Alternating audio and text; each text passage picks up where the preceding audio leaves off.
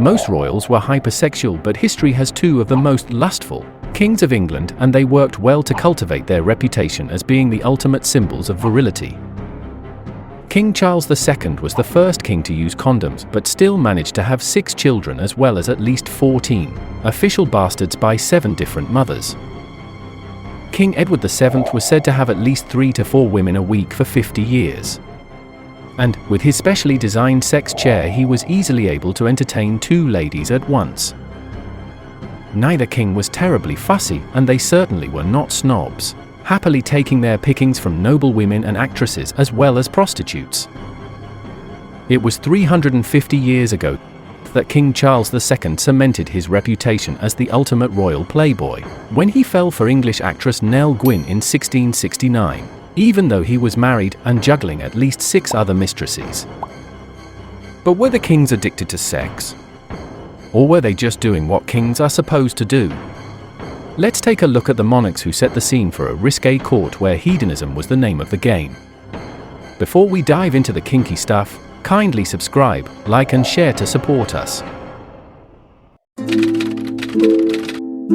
Ruling England from 1660 until his death in 1685, King Charles II was famously nicknamed Old Rowley, in honor of an old racehorse that became a famous stud stallion. He was also known as the Merry Monarch and seems to have truly lived up to his name when it came to the pursuit of women. There was a lot going on during the king's rule: the plague, the Great Fire of London, to name just 2. But Charles' priorities were elsewhere. Courtier John Evelyn said Charles would have been an excellent king if he had been less addicted to women. There was no doubt Charles II loved sex, and he had a succession of mistresses while he was married to Queen Catherine of Braganza. Charles was said to have a very low boredom threshold. He loved to be entertained, and he loved women. One of his favorite mistresses was Barbara Vere, who gave birth to 6 of his children, which he accepted as his own. Poor Queen Catherine never managed to produce an heir, suffering 3 miscarriages. Charles had 14 children by his mistresses and agreed to support them all. However, he had doubts that Vere's youngest daughter was his because he'd caught her in bed with the Duke of Marlborough. Unlike previous kings, Charles really looked after his mistresses and admired them not only for their looks, but he was said to be attracted to their intellect as well as their capacity to gossip. 2 of his mistresses became duchesses in their own right. Barbara Vere became Duchess of Cleveland and Louise de Querouaix became Duchess of Portsmouth.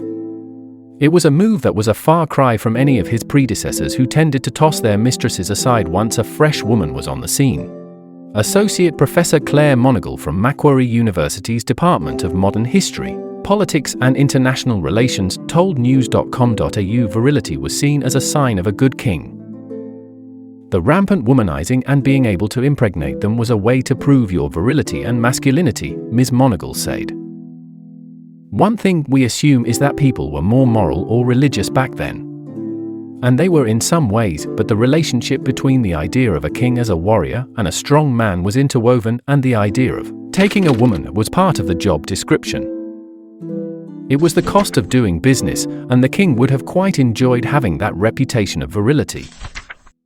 The kings were expected to be robust because they bore the security of the crown in their body, so they were a metaphor for the whole body politic. So to have a robust, virile, masculine king is a great comfort for everyone. King Edward VII carried a variety of nicknames that reflected his personality. His family called him Bertie, a shortened version of his first name Albert. His friends liked to call him Tum Tum because he was overweight, but the eldest son of Queen Victoria was more widely known as Dirty Bertie and Edward the Caresser due to his innumerable sexual dalliances and countless mistresses. Edward VII ruled England from 1901 until his death in 1910, marrying Princess Alexandra of Denmark in 1863 when she was 19 and Edward was 21. She was 5th on the list of women deemed a suitable match. "She is my brood mare," he once said. "The others are my hacks." The couple went on to have 6 children and were said to be relatively happy, but whatever happiness they might have enjoyed did nothing to stop the king from being a rampant skirt chaser. His mistresses included the beautiful actress Lily Langtry, as well as Jenny Jerome, who later became the mother of Winston Churchill. His last official mistress was Alice Keppel, whom he first met in 1898. On the king's deathbed in 1910, he had written instruction for his staff to make sure she was allowed to visit him. Interestingly, Keppel was the great-grandmother of Camilla Parker Bowles, the mistress and wife of the current King Charles III, Edward's great-great-grandson. Edward had a sex chair designed by the French furniture manufacturer Soubria. It allowed the king to have sex with 2 women at the same time. Looking at the chair today, it's not that simple to work out exactly how the thing functioned, although we can safely assume that the king had it all sorted. When a party was held at the palace, Edward and his friends would wait until the women had retired to their bedrooms. Then, they'd wait until the lights were out, creep down the corridors looking for the woman they wanted to spend the night with, and simply let themselves into the room of their choice. Whether consent played a part in this was anybody's guess, but it's believed the palace maids would lend a hand and leave a note of some sort outside the room of each woman, just to make it easier for them to find the lucky lady. From the time he lost his virginity at the age of 19, King Edward was said to have had sex with at least 4 women a week until his death at the age of 69.